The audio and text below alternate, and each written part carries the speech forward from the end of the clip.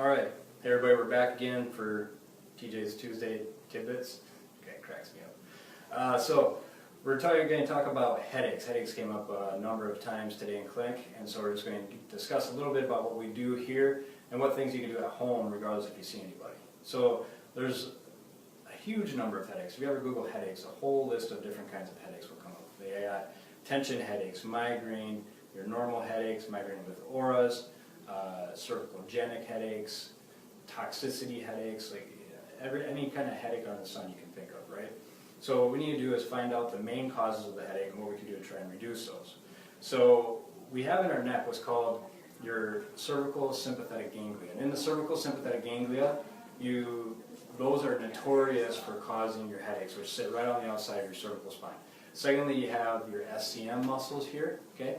Your SCM muscles attach from your mastoid to your sternum to your clavicle, okay? Your sternoclavicular mastoid muscle, right?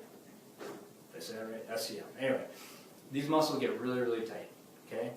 And what happens is when these things tighten up, they do your common pain referral to behind the eyes, side of the head, top of the head, your frontal areas. Okay, these are the notorious areas of your SCMs flaring up. They can even refer pain back here. Okay, why do these guys flare up? The number one reason those guys function is to turn your head. So for me to turn my head to the left, this right SCM needs to fire off. Okay, but in our society we're taught shoulders back, head straight, chest out, and we breathe with our chest. Okay. What happens then is you start recruiting these SCM muscles to start picking up on your chest and use those to breathe. They don't like to breathe. They like you to turn your head. So they'll start to get mad, they tighten up, and they start these pain referral patterns. So what we got to do is try and calm those down. Then they start to involve the clavicle or the collarbone, and you start getting shoulder issues with it. So you have shoulder, you have neck, and you get all this headache stuff going on. So we got to try and calm those down. And if your doc isn't assessing those, they're not assessing the true function of why you have a headache, okay? Secondly, you can have these migraine type of headaches, one-sided, both-sided, to the point where you have nausea. You can have scintillating scotomas, which is like those auras that we talk about, okay? Now, with a migraine headache, that is almost in essence as if a seizure is going on in the brain. It's a depolarization of the neurons in the brain. But it occurs behind the motor pool, behind the frontal cortex. And basically what happens is the same thing that happens when patients have seizure. This whole depolarization can occur, and then you have this whole migraine episode. Okay. Now, what we do with that is we assess why that's occurring, and we assess the neurological system, and we try and calm that things down. If we start to balance the brain, we can balance those migraines out. Okay. We can do a whole hormone assessment, figure out where your hormone imbalances are at, and see if that's causing some of the headaches.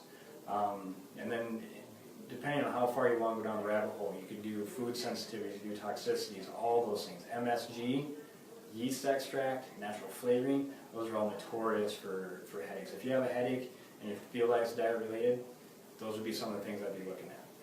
What you can do at home, okay? One of the first things you ever do at home if you have one of those debilitating headaches is put an ice pack right back here. Okay? You start calming down those sympathetics, those cervical sympathetics, which we talked about before, are one of the main reasons why we get headaches. You start calming that stuff down, your headache's going to start to relieve. Peppermint oil is wonderful on the back of the head, suboccipitals areas, right back here. Calm down those headaches. Okay? If those things help, but your headaches still persist, you need to get in somewhere and get checked. A headache that occurs a couple times a week is not normal. Okay? Don't think you have a normal headache if you only get it a couple times a week. People who get headaches a couple times a week, I hear all the time say, yeah, they're just your normal headaches. It's not normal. You shouldn't get a headache. I don't get headaches. I don't think anyone on my staff gets headaches. Every once in a while, maybe because I'm an irritant. But you shouldn't get a headache that consistently. You need to calm things down. And if you find something that's related to the headaches, you need to figure that out and take that out of your environment. All right? So if you have any questions with any of this, please feel free to call 507-425-0025. Website is foldafamilychiro.com. Have any questions, email. If you're curious to see what kind of headache you got going on, if there's anything we can do, please feel free to give us a call and get in and we'll check you out. All right, thanks a lot, and you guys have a great night.